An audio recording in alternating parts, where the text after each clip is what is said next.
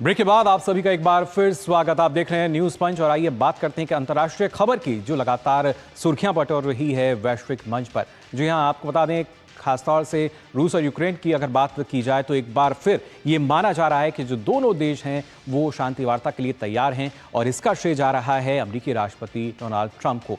क्या उनके कॉल से जिस पर उन्होंने बातचीत की थी और युद्ध विराम की जो संभावना है, जो उम्मीद है, वो बढ़ती हुई नजर आती है। ना सिर्फ ट्रंप ने ये माना जा रहा है कि पुतिन को तैयार किया है शांति के लिए, बल्कि इसके साथ साथ अगर बात की जाए किस तरीके से जो ज़ेलेंस्की हैं उनको भी मना लिया गया है। ये कुछ बड़ी बातें हैं जो कि निकल कर सामने आई हैं। ट्रंप और पुतिन के बीच करीब 2 घंटे तक फोन पर बातचीत हुई और इसी वजह से माना जा रहा है क्या शांति का दरवाजा ट्रंप पुतिन की कॉल से खुलता हुआ नजर आएगा, क्योंकि यहां पर एक बड़ा बयान जो है वो भी जाहिर तौर पर सामने आया। रूसी राष्ट्रपति से बातचीत के बाद ये बयान सामने आया है, रूस यूक्रेन युद्ध विराम की जो उम्मीद है वो बढ़ी है। जी हाँ, ये जानकारी जो है वो साझा की गई है और किस तरीके से इसके साथ साथ जो ट्रंप का उन्होंने दावा किया है दोनों पक्षों में जल्द शुरू हो सकती है वार्ता, जिसकी प्रयास किए जा रहे थे, जिसकी कोशिश की जा रही थी और वही अब कोशिश जो है सफल होती भी नजर आ रही है।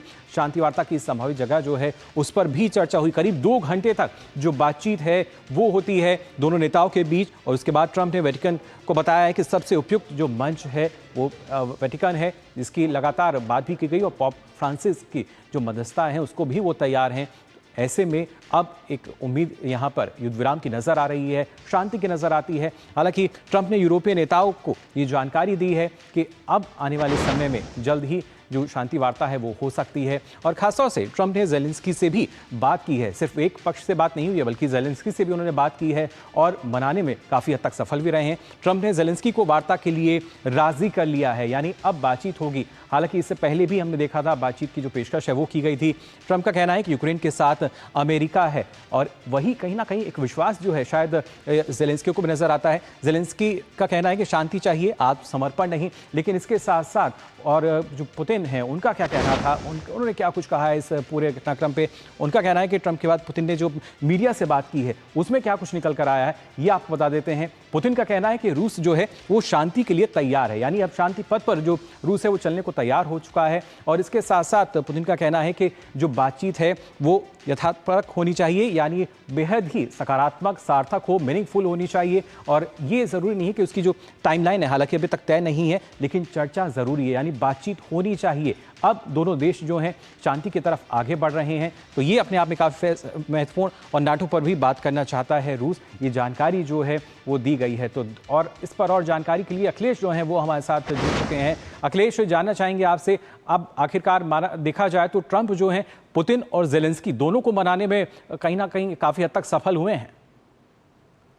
हाँ, नहीं, देखिए, ट्रंप काफी कोशिश कर रहे हैं। यह कहा जा सकता है कि ट्रंप काफी कोशिश कर रहे हैं अपनी तरफ से कि पुतिन और जेलेंस्की को एक टेबल पे आमने सामने बिठाया जाए। लेकिन जिस तरीके का इतिहास है पुतिन और जेलेंस्की के बीच, जिस तरीके के इक्वेशन रहे हैं उसमें ये बहुत बड़ी बाधा ये है कि देखिए यूक्रेन के पार्लियामेंट में एक रेजोल्यूशन लिया हुआ है और उस रेजोल्यूशन में है कि रसिया के साथ डायरेक्ट बात नहीं करनी है। पुतिन बार बार कह रहे थे कि उस रेजोल्यूशन को, पार्लियामेंट के उस रेजोल्यूशन को यूक्रेन को पहले खत्म करके आना चाहिए, तभी जो है सकारात्मक बातचीत और वैलिड बातचीत होगी। तो पहली तो बात ये। दूसरी बात ये, जो 2 घंटे की, 2.25 घंटे की बात हुई करीब करीब, और उस बातचीत में पुतिन ने यूक्रेन मसले पर तो बात किया ही, पुतिन ने ईरान के मसले पर भी बात किया। तो सिर्फ यह नहीं कहा जा सकता कि ट्रंप से जब बात हुई तो केवल यूक्रेन के मसले पर बात हुई। उन्होंने 2 P5 मेंबर है, permanent member of security council है, तो उन्होंने कुछ अन्य बातें भी की है। लेकिन निश्चित तौर पे जो पेस है, जो दिशा अभी तक मिसिंग थी, 2022 से ही ये लड़ाई चल रही है और जो चीज पहल नहीं हो पा रही थी वो पहल निश्चित तौर पे शुरू हो गई है दोनों की तरफ से। और राष्ट्रपति ट्रंप के आने के बाद इस पहल में काफी तेजी आई है। जेलेंस्की भी इस बात के लिए तैयार है कि वो युद्ध रोकेंगे, संघर्ष विराम करेंगे। पुतिन भी तैयार है कि संघर्ष विराम करेंगे, लेकिन दोनों डिप्लोमेटिक लैंग्वेज में इस तरीके से कह रहे हैं कि अपनी अपनी शर्तों को अभी तक छुपा के रखे हैं। रूस की तरफ से लगातार ये कहा जा रहा है कि रूट कॉज जो था लड़ाई का, संघर्ष का, उस रूट कॉज को खत्म करना चाहिए। मतलब रूट कॉज ये है कि करीब करीब 1/5 जो इलाके हैं यूक्रेन के, जो रूसी बोलने वाले लोग हैं, वो उस इलाके पे पुतिन अपना दावा नहीं छोड़ेंगे। और यूक्रेन का कहना है कि ट्रंप कोई भी निर्णय लेने के पहले हमसे बात करें, हम जब निर्णय देंगे हम करेंगे। 3 साल में पहली बार ये जो बातचीत जिसकी उम्मीद की जा रही है आमने सामने, कब तक माना जाए हो सकती है?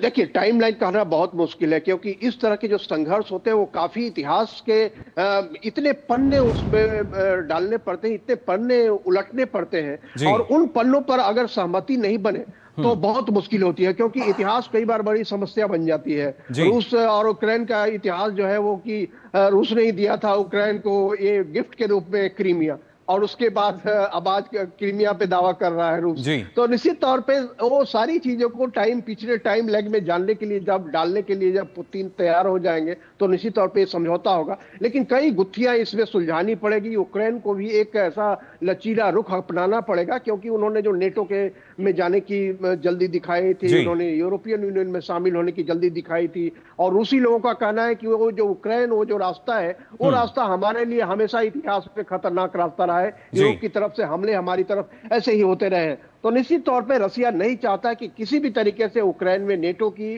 किसी भी वेस्टर्न फोर्सेज की का प्रेजेंस हो, और यूक्रेन एक तरीके से कहे कि कोई भी सैनिक संबंध यूरोप से न रखे।